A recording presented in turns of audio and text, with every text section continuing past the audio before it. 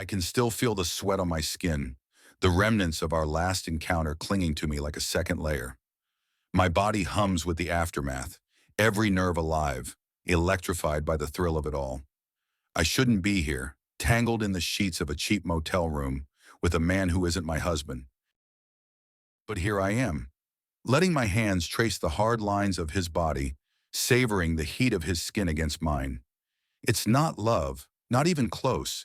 It's raw, primal desire, a need that's become too powerful to ignore. I roll over, staring at the cracked ceiling, trying to catch my breath. How did I end up here? A few years ago, I would have laughed at the idea. I was the perfect wife, the kind who made dinner every night and kept the house spotless. But somewhere along the line, things changed. My husband and I, we drifted apart, falling into a routine that felt more like a prison sentence. The spark we once had was gone, replaced by the dull monotony of everyday life. That's when I met him, the man lying next to me now. It started innocently enough, just a casual conversation at a bar where I went to drown the boredom. But then there was that look, the one that promised something more, something dangerous. Before I knew it, we were meeting every weekend, hiding away in this dingy motel where I could forget everything else. I don't love him. I never have. But I crave him. The way he makes me feel, the way he looks at me like I'm the only thing that matters. It's intoxicating, this feeling of being wanted, needed.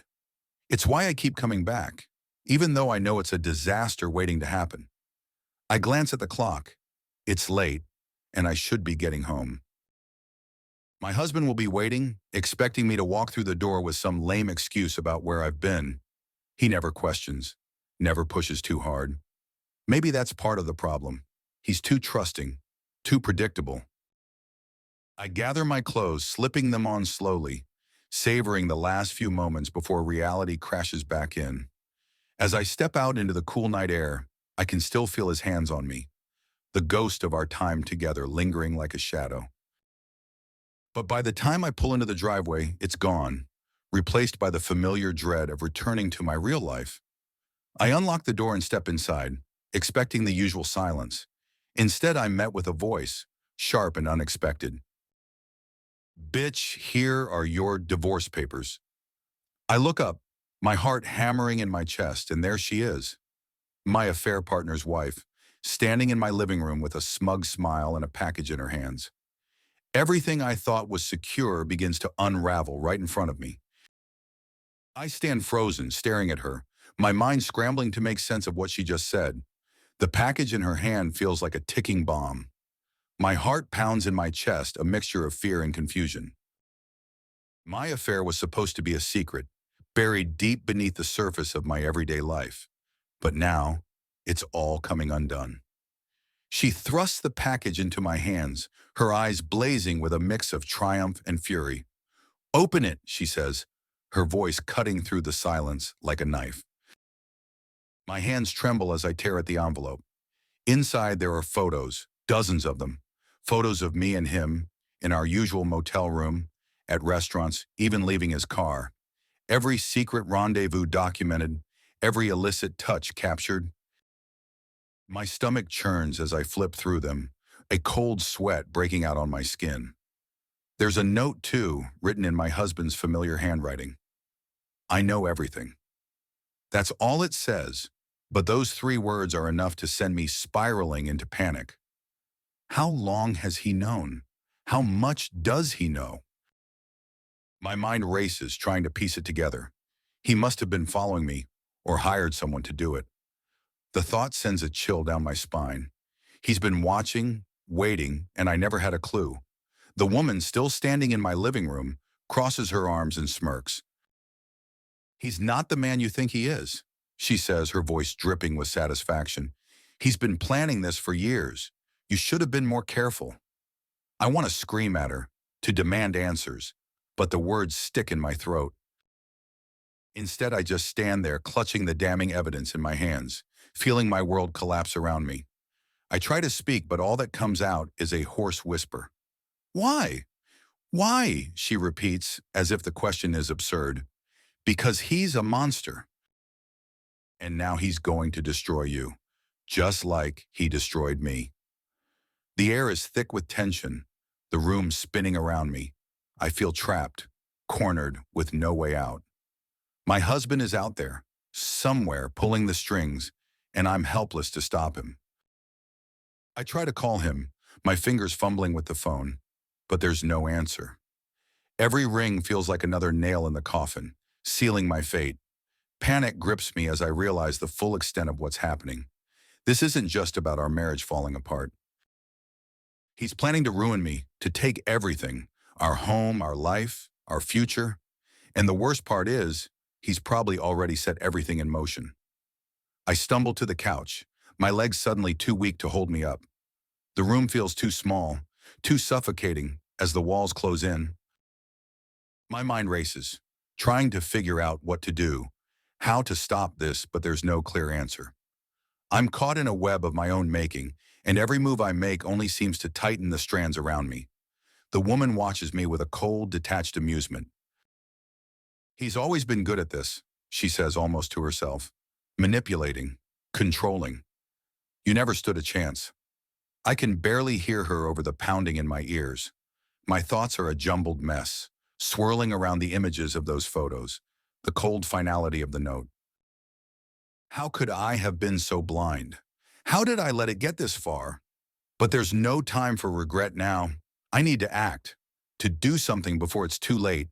I bolt up from the couch, my mind made up. I need to find him, to confront him, to beg for mercy if I have to. The thought makes me sick. But what choice do I have? If I don't do something, he'll destroy me.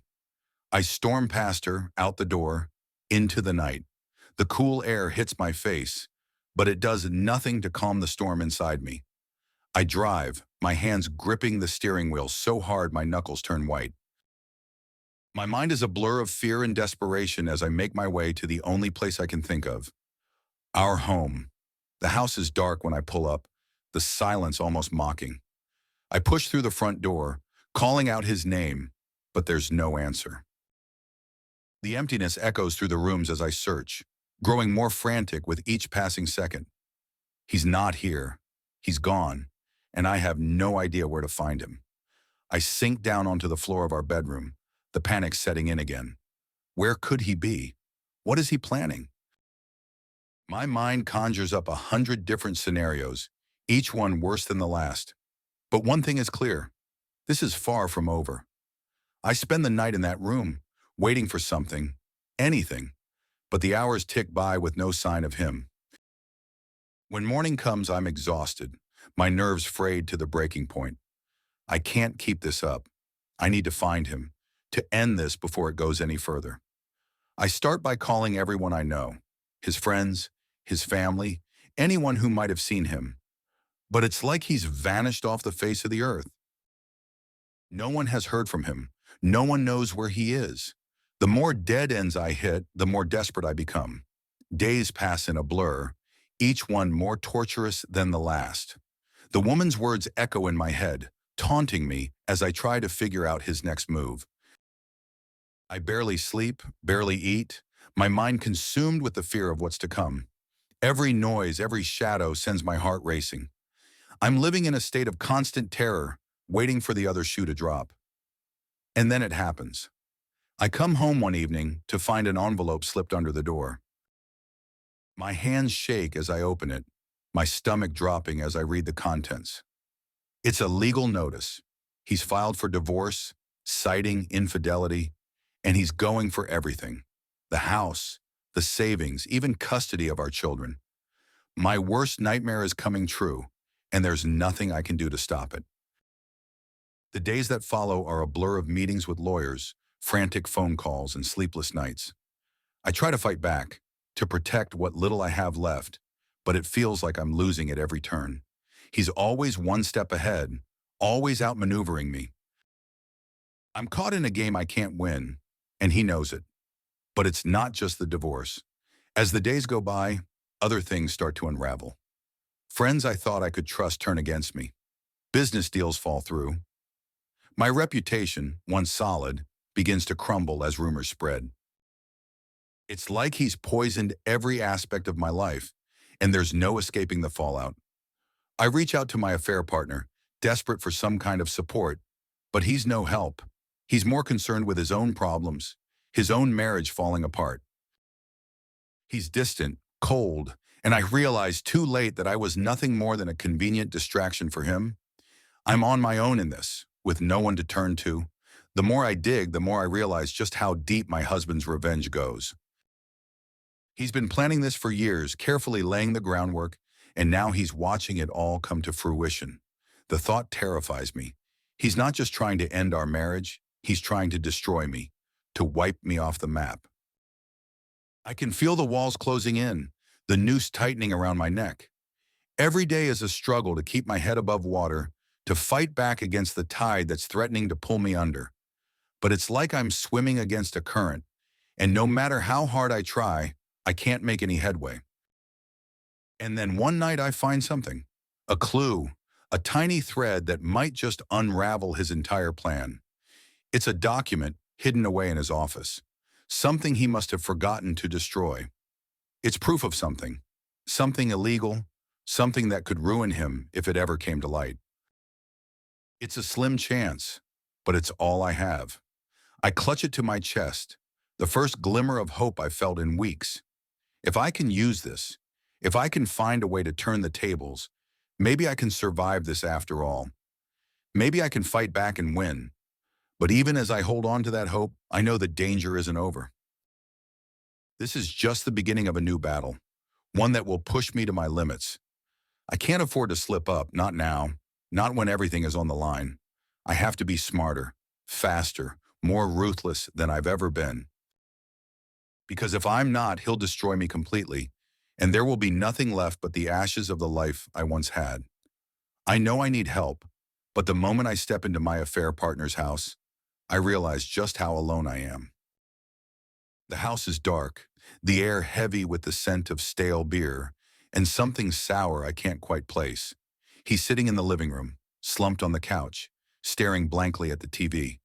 The usual spark in his eyes is gone, replaced by something cold, almost dead. "Hey," I say, my voice trembling more than I'd like. He barely looks up. "What do you want?" "I need to talk to you," I reply, stepping closer, trying to gauge his mood. "It's about everything." He finally turns to face me, and for a moment I see a flash of something, regret, maybe, or fear. But it's gone as quickly as it came. He just shakes his head. "I can't help you. I've got my own shit to deal with." "Please," I plead, my voice cracking. "He's going to destroy me. I need to know what's going on. You must know something." He sighs, rubbing his face with both hands. "You think I'm in any better shape? My wife's left me. My job's on the line, and now you show up wanting answers. There are no answers, okay? We're both screwed." The words hit me like a punch to the gut. I sink down onto the couch beside him, my mind racing. This isn't how it was supposed to go. I was supposed to find some sort of ally, someone who could help me figure out what to do next. But instead, I'm sitting here with a man who's just as broken as I am, if not more. He looks at me, his eyes hollow. "You should go," he says quietly. "There's nothing left for us." I nod, knowing he's right, but the thought of leaving, of facing this alone, fills me with dread. I stand up slowly, my legs feeling like they might give out any second. "If you hear anything," I begin, but he cuts me off. "I won't," he says, turning back to the TV. "Good luck." The drive home is a blur, the streetlights smearing into long lines of yellow as I try to keep my focus. My thoughts are a chaotic mess, and I can't shake the feeling that I'm running out of time. Every passing second feels like a countdown to something inevitable, something I'm not ready to face. When I pull into the driveway, the house is dark, just like the last time. But this time, it feels different, more ominous. I hesitate before getting out of the car, the shadows in the windows seeming to move, to shift with some hidden intent. I force myself to step out, to walk to the door, but my heart is pounding in my chest and my hands are slick with sweat. Inside, the silence is suffocating. I flick on the lights, but they only cast harsh, unnatural shadows across the walls. I can't shake the feeling that something is wrong, that I'm being watched. I try to shake it off, but it clings to me like a second skin, making my heart race faster with each step. I head to the kitchen, needing something, anything to calm my nerves. The bottle of wine I left on the counter is still there, untouched. I grab it, not bothering with a glass, and take a long, desperate gulp. The alcohol burns going down, but it does nothing to ease the tension coiled tight in my chest. I turn to leave the kitchen, but something catches my eye. An envelope on the table, addressed to me in my husband's handwriting. My stomach lurches, and for a moment I consider leaving it there, unopened. But I know I can't avoid this. Not anymore. With trembling hands, I tear open the envelope. Inside is a single sheet of paper, typed, not handwritten this time. My eyes scan the words, my heart sinking with each line. You have 24 hours to leave. If you don't, I'll make sure everyone knows the truth. And then you'll have nothing. I drop the letter, my hands shaking uncontrollably. The room spins around me, and I have to grab onto the counter to steady myself. He's giving me an ultimatum, one final chance to escape before he pulls the trigger on whatever nightmare he's been planning. But where can I go? What can I do? I can't just leave, can't just walk away from everything. But the alternative is worse, staying and watching as he dismantles my life piece by piece until there's nothing left but ruins. I think about running, about grabbing whatever I can carry and disappearing into the night. But where would I go? And how long before he finds me? Because I know he will. He's always been one step ahead, always knows exactly what I'm going to do before I even do it. No, running isn't an option. I have to fight, but I don't even know where to begin.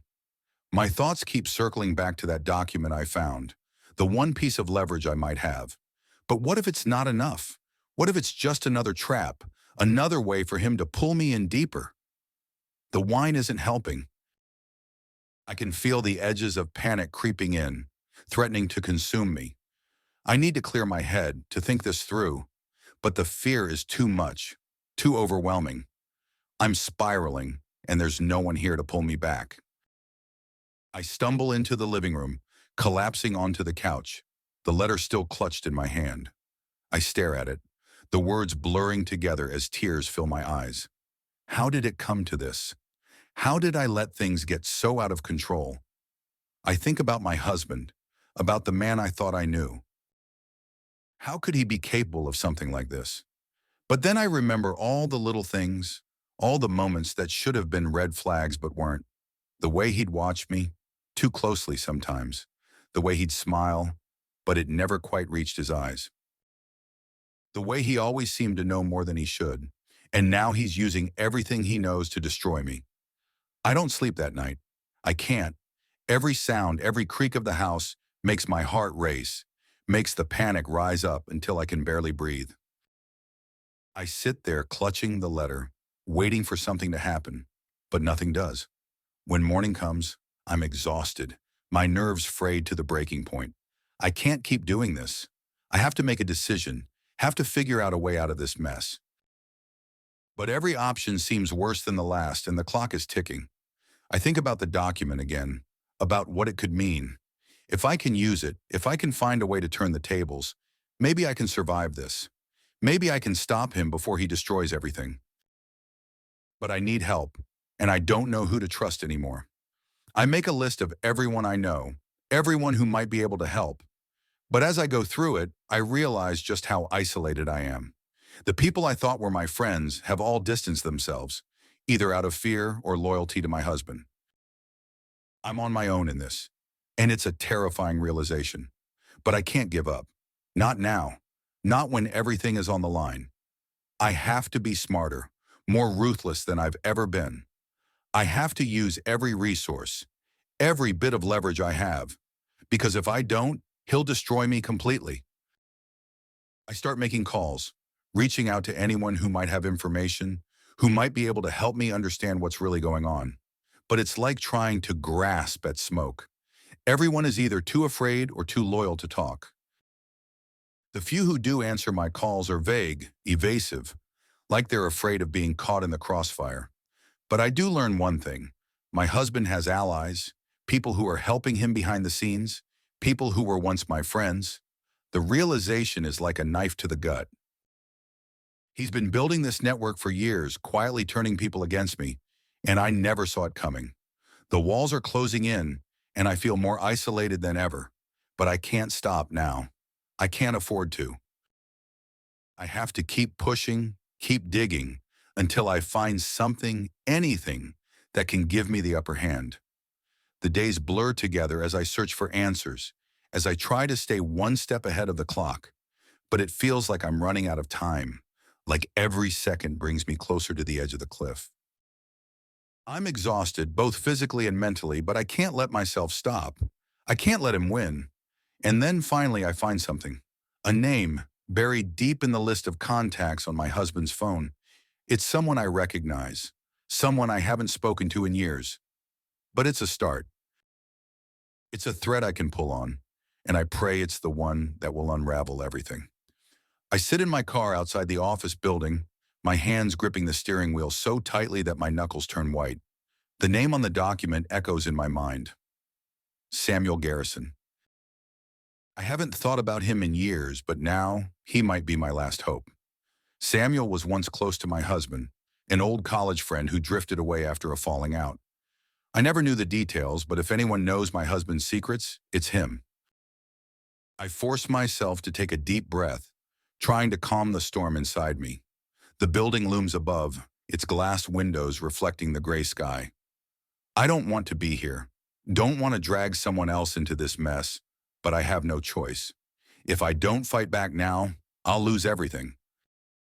I climb out of the car, my legs shaky as I walk toward the entrance. The lobby is cold and sterile, the kind of place that makes you feel small. I tell the receptionist I'm here to see Samuel, and she gives me a polite smile before directing me to the elevator. The ride up is agonizingly slow, each floor bringing me closer to the confrontation I've been dreading. When I step into Samuel's office, he's sitting behind a large mahogany desk, his eyes narrowing as he recognizes me. He's older than I remember, with graying hair and lines etched deep into his face. He doesn't stand up to greet me, just watches as I approach. "Jacob," he says, his voice flat. "What brings you here after all these years?" I hesitate, my mind racing with how to begin. There's no easy way to say it, so I just blurt it out. "I need your help. It's about my husband." His expression doesn't change, but I can see the flicker of interest in his eyes. He gestures to the chair in front of his desk, and I sit down, trying to ignore the sweat trickling down my back. "I figured as much," Samuel says, leaning back in his chair. "I heard about the divorce, but why come to me?" "Because you know him," I reply, my voice trembling. "You know what he's capable of." Samuel's gaze sharpens. "And what exactly are you accusing him of?" I swallow hard, the words sticking in my throat. He's trying to destroy me. He's been planning this for years, setting me up, turning everyone against me. I found something that might be connected to you. I reach into my bag and pull out the document, sliding it across the desk. Samuel picks it up, his eyes scanning the page. His expression darkens as he reads, and when he looks back at me, there's a hint of anger in his eyes. "Where did you get this?" he asks, his voice low and dangerous.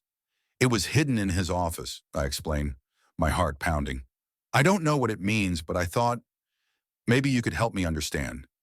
Samuel leans back in his chair, his fingers tapping the edge of the desk. "You're playing a dangerous game, Jacob. If you're not careful, you'll end up worse off than you already are." "I don't have a choice," I say, my voice cracking. "He's going to ruin me. I need to know what this is about." For a long moment, Samuel just stares at me, his eyes unreadable.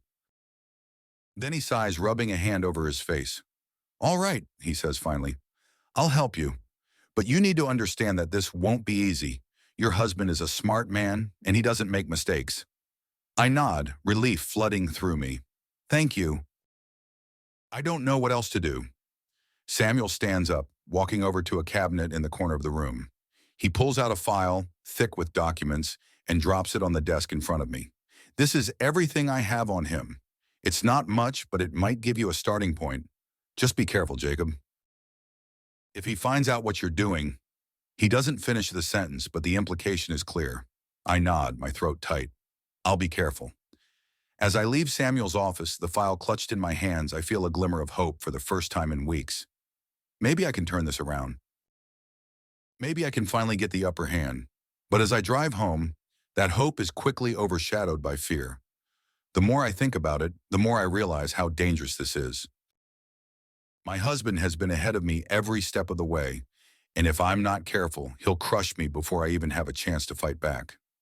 When I get home, the house is dark, just like it always is now. I can't remember the last time it felt like a home, a place of comfort. Now it's just a battleground, every shadow hiding a potential threat. I spread the documents out on the dining room table, my hands shaking as I start to go through them. There are bank statements, emails, notes scribbled in the margins of contracts, pieces of a puzzle I can't quite put together. Hours pass as I sift through the information, trying to make sense of it all. It's late, and my eyes burn with exhaustion, but I can't stop. I have to find something, some way to fight back. And then I see it, a series of transactions, small at first, then larger, all leading to an offshore account in my husband's name. It's the first solid evidence I've found, proof that he's been hiding money, preparing for something. Maybe this is the leverage I need. But as I dig deeper, I realize just how tangled this web is. The more I uncover, the more I see how far his reach extends. He's not just planning to ruin me. He's been setting up a new life for himself, one that doesn't include me at all. The realization hits me like a punch to the gut. He's not just trying to destroy my life. He's trying to erase me entirely, to move on without leaving a trace of our life together. And I'm running out of time to stop him. I take a deep breath, trying to steady myself. I need a plan, something concrete, but my mind is a whirlwind of fear and desperation. I can't do this alone, but I don't know who to trust. Samuel is helping, but even he warned me not to push too far, and everyone else is either too afraid or too loyal to my husband to get involved. I grab my phone, scrolling through my contacts, looking for someone, anyone who might be able to help. But as I go through the names, I realize just how isolated I've become.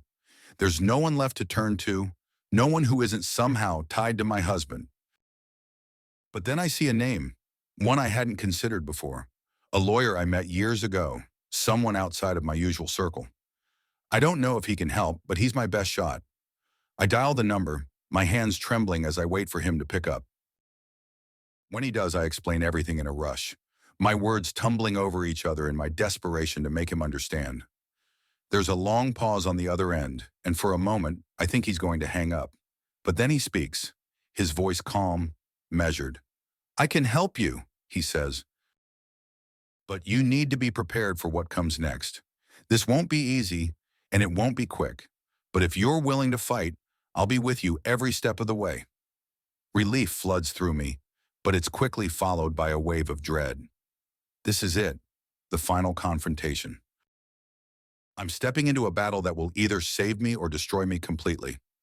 I hang up the phone, my mind racing with everything that needs to be done. I need to gather evidence, prepare for the inevitable court battle, and most importantly, find a way to protect myself from whatever my husband has planned next. But as I start to organize the documents, a cold realization settles over me. This isn't just about winning a legal fight. This is about survival. My husband won't stop until he's taken everything from me, and if I'm not careful, he'll succeed. I can't let that happen. I won't. I'm going to fight, and I'm going to win, no matter what it takes. I sit across from my husband in the dimly lit conference room, the tension between us thick enough to cut with a knife. My lawyer sits beside me, a calm but firm presence, while his lawyer mirrors the same on the opposite side. It's a standoff, and I can feel the weight of every decision pressing down on me. This is it, the moment where everything either falls apart or begins to piece itself back together. My husband's eyes bore into mine, cold and calculating. I can tell he's waiting for me to make the first move, to show any sign of weakness.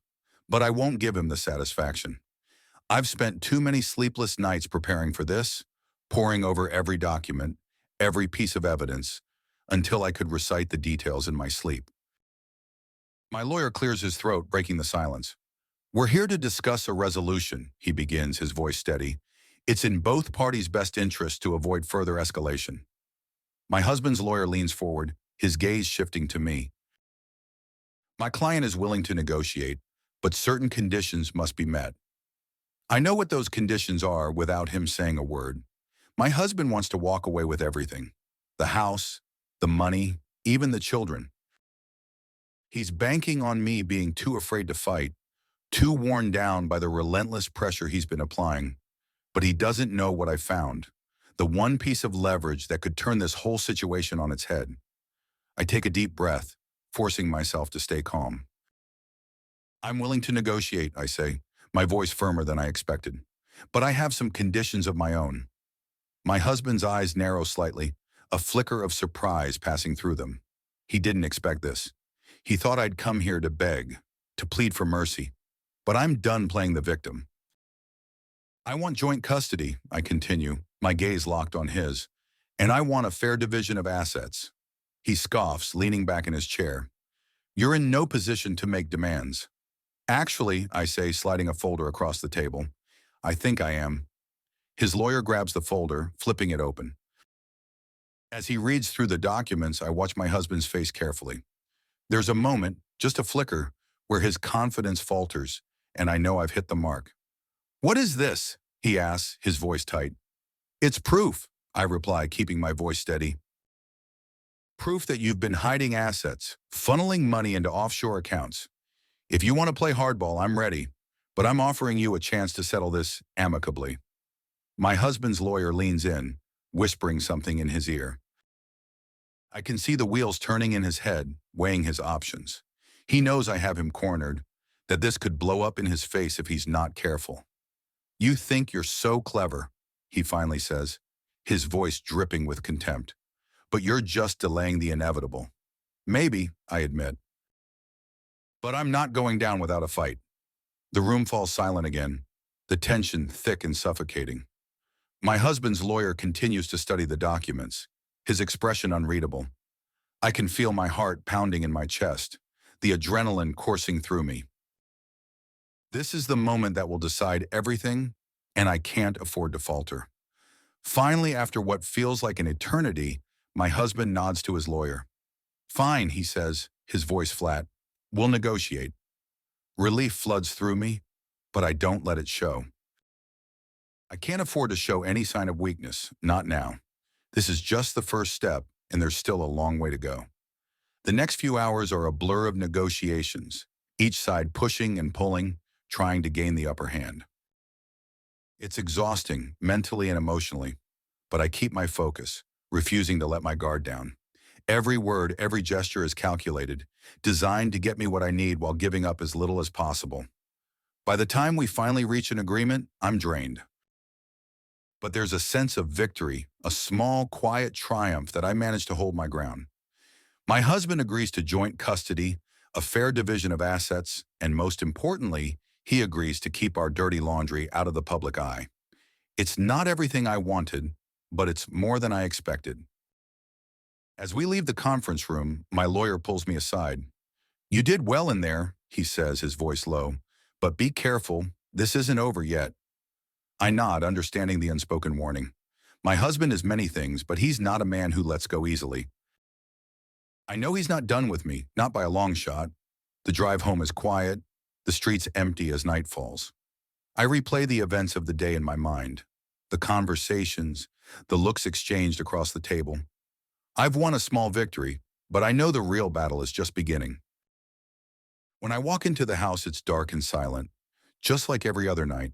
But this time there's a sense of peace, a small crack in the overwhelming fear that has gripped me for so long. I know there's still a long road ahead, but for the first time, I feel like I might just make it through this. The next morning, I wake up early, my mind already racing with everything that needs to be done. There are calls to make, papers to file, and most importantly, I need to protect myself from whatever my husband might do next. I spend the day working through the documents I brought home, making sure every detail is in order. It's meticulous, painstaking work, but it's necessary. I can't afford to make any mistakes. As the days turn into weeks, the tension begins to ease, replaced by a cautious optimism. The divorce proceedings are moving forward, and while my husband is still a looming presence, I'm starting to feel like I might just have a chance to rebuild my life. But there are moments late at night when the house is quiet that the fear creeps back in. I think about the future, about what will happen when this is all over. Will I be able to move on, to trust again? Or will this always be a part of me, a shadow that I can't escape? I don't have the answers, and that terrifies me, but I know I can't let it consume me. I've come too far, fought too hard, to let fear dictate my life. As the final court date approaches, I find myself growing more anxious. It's the last hurdle, the final step in this long, exhausting process. But it's also the most important. This is where everything will be decided, where I'll either walk away with my life intact or lose everything I've fought for. The night before the hearing, I can't sleep. I lie in bed staring at the ceiling, my mind racing with all the possible outcomes. I think about my children, about what kind of life I want for them. I think about myself, about the person I want to be when this is all over. In the morning, I dress carefully, choosing clothes that make me feel strong, confident. I need every bit of courage I can muster for what's to come. When I arrive at the courthouse, my lawyer is already there, waiting for me. He gives me a reassuring nod, but I can see the tension in his eyes. The hearing is intense. Every word, every argument carrying the weight of months of preparation. My husband's lawyer tries to discredit me, to paint me as unfit, but I hold my ground. I know the truth, and I won't let them twist it. When it's finally over, the judge delivers the ruling. I hold my breath, my heart pounding in my chest. And then, it's done. The ruling is in my favor. Joint custody, a fair division of assets, and most importantly, the chance to start over. As I leave the courthouse, the weight that has been pressing down on me for so long begins to lift. It's not completely gone. I know there will still be challenges ahead, but it's lighter, more manageable. I feel like I can breathe again, like I can finally see a path forward.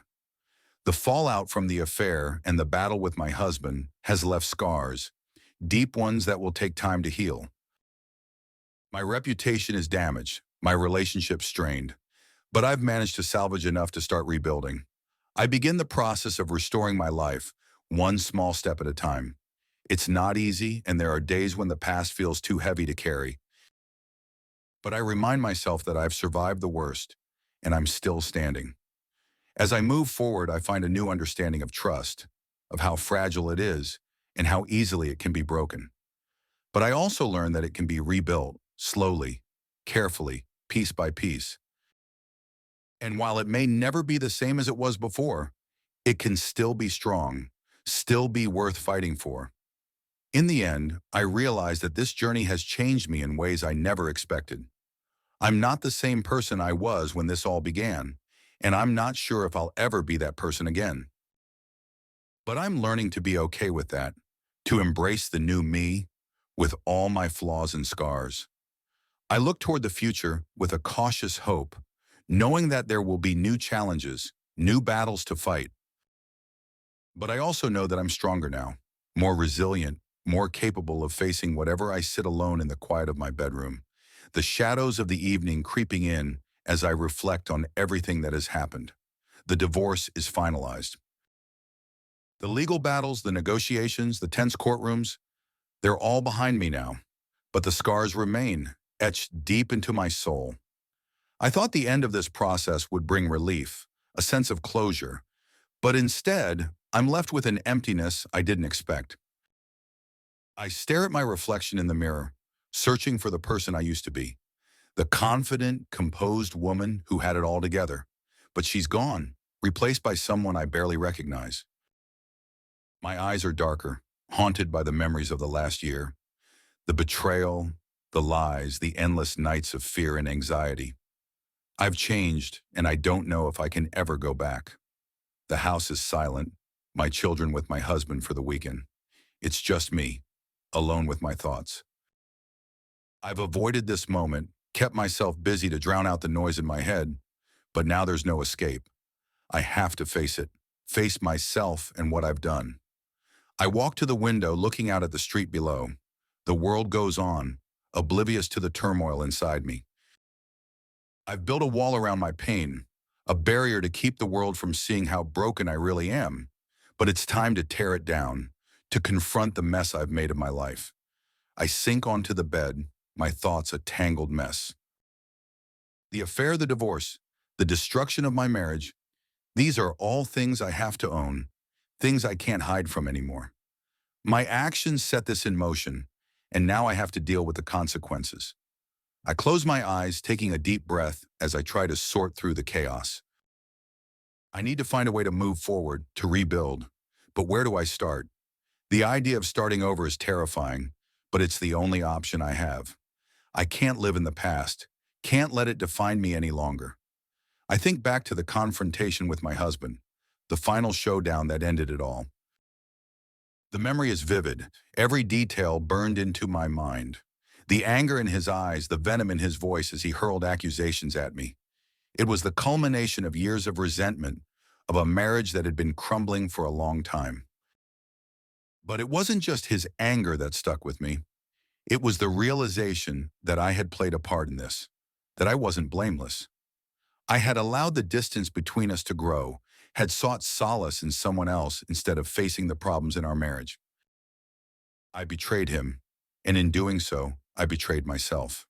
The guilt is overwhelming, a weight that presses down on me until I feel like I can't breathe, but I can't let it consume me. I have to find a way to forgive myself, to move past the mistakes I've made. It's easier said than done, but I know it's the only way I'll ever find peace. I've started seeing a therapist, someone to help me untangle the knots in my mind. It's been hard, confronting the truth about myself, but it's also been liberating. I'm learning to let go of the shame, to accept that I'm human, that I've made mistakes, but that those mistakes don't have to define me. There are days when I feel like I'm making progress, like I'm finally starting to heal. But there are also days when the pain is too much, when the memories of what I've lost are too vivid, too raw. It's a process, and I'm slowly coming to terms with the fact that healing takes time. I've also had to confront the reality of my relationships, the people I've hurt along the way. My children, caught in the crossfire of a war they didn't ask to be part of. My friends who had to choose sides when everything fell apart. I've spent so much time focused on my own pain that I've neglected theirs, and now I have to find a way to make amends. Rebuilding those relationships won't be easy. Trust has been shattered, and it will take time to repair. But I'm determined to try. I want to be better, to be the person my children deserve, the friend my friends can rely on. It's a long road, but I'm committed to walking it. As I move forward, I'm also starting to think about what I want from life. For so long, I was defined by my marriage, by the roles of wife and mother. But now those roles have changed, and I'm left wondering who I am without them. It's a scary thought, but it's also an opportunity, a chance to rediscover myself, to find out what truly makes me happy. I've started exploring new interests, things I never had time for before. I've taken up painting, something I used to love but abandoned years ago. I'm reading more, diving into books that challenge me, that make me think. And I've started exercising again, finding solace in the rhythm of my feet hitting the pavement as I run. These are small steps, but they're helping me reconnect with who I am, with the person I want to be. There's still a lot of uncertainty in my life. The future is a blank slate, and while that's frightening, it's also exciting. I have the chance to create something new, something better than what I had before. But to do that, I have to let go of the past, of the anger and regret that have been holding me back. I'm learning to be kinder to myself, to stop punishing myself for the choices I've made. It's not easy, and there are days when I fall back into old patterns, when the self-doubt creeps in and tells me I'm not worthy of happiness. But I'm fighting those thoughts, challenging them, and slowly they're losing their power.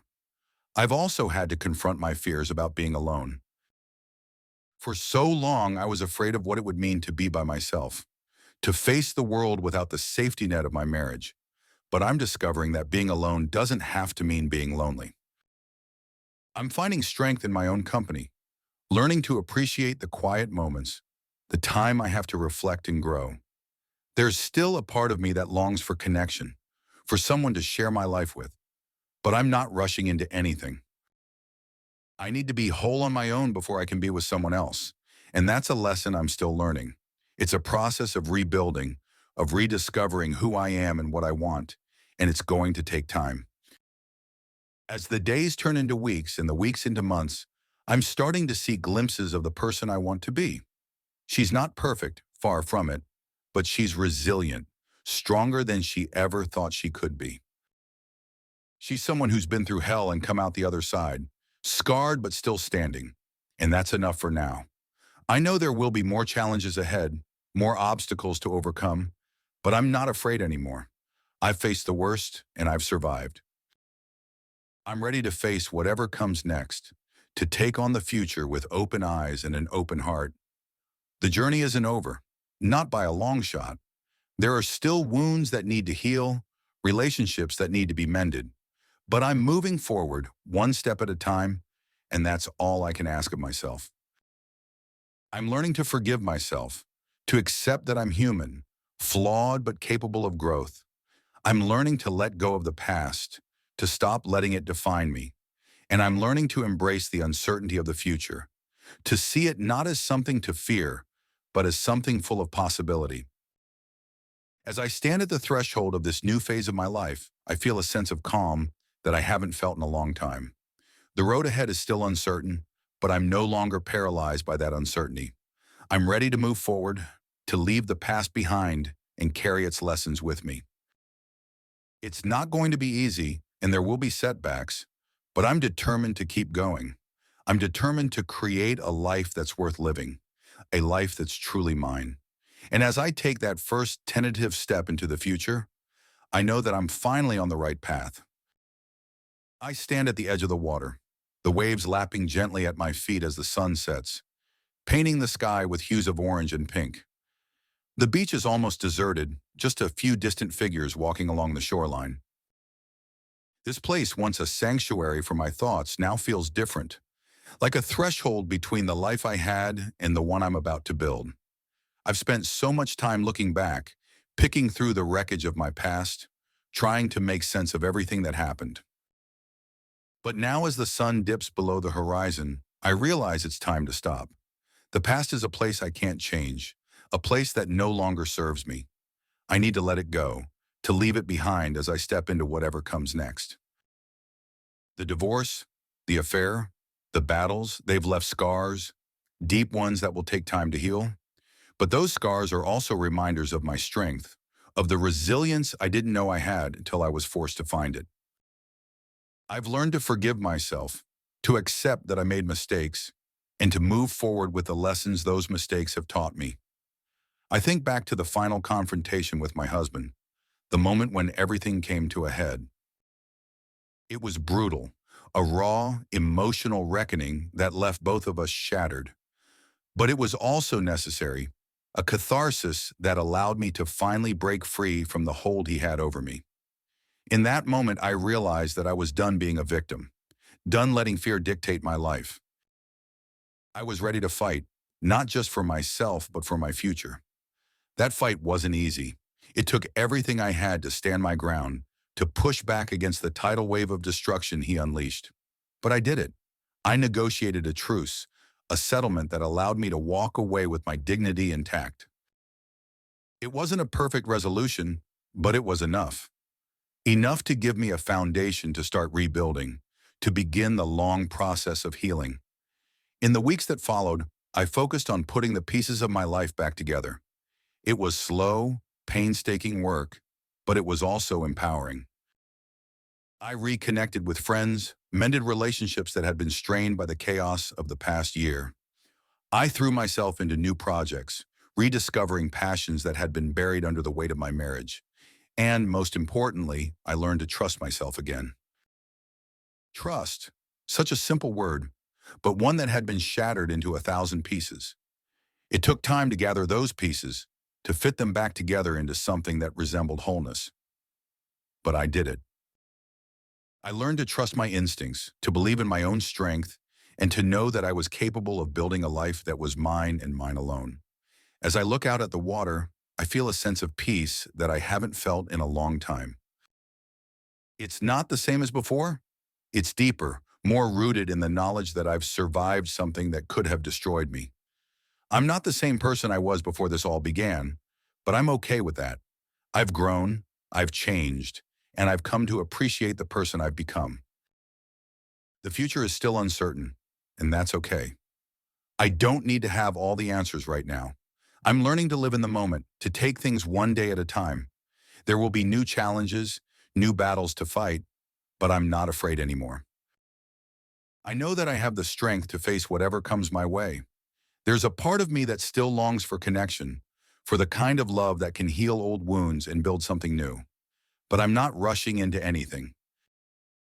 I've learned the value of patience, of waiting for the right moment, the right person. When the time comes, I'll be ready. Until then, I'm focused on building a life that's full, rich, and meaningful on my own terms. As the last light of day fades, I turn away from the water and start walking back up the beach. Each step feels lighter, as if the weight of the past is finally lifting off my shoulders. I know there will be moments when that weight tries to settle back in, but I'm ready for it. I know how to push it away, how to keep moving forward even when the past tries to pull me back. This is a new beginning, a chance to start fresh. I'm not looking for perfection, just peace, happiness, and the freedom to live my life the way I want. I'm ready to embrace the uncertainty of the future, to face it with open eyes and an open heart. I reach the end of the beach, where the path leads back to the road. I take one last look at the ocean, the waves rolling in and out, constant and steady. It's a reminder that life moves on, that there's always a new day, a new opportunity waiting just beyond the horizon. As I step onto the path, I feel a sense of calm wash over me. The journey isn't over, but I'm finally ready to take the next step. Whatever comes next, I know I'm strong enough to handle it. I'm ready to move forward, to leave the past behind, and embrace the future with all its unknowns. I'm standing at the threshold of a new beginning, and for the first time in a long time, I'm excited about what's to come. I'm ready to live, to love, and to create a life that's truly mine. With that thought, I take a deep breath, lift my head, and walk toward the future, ready for whatever comes next.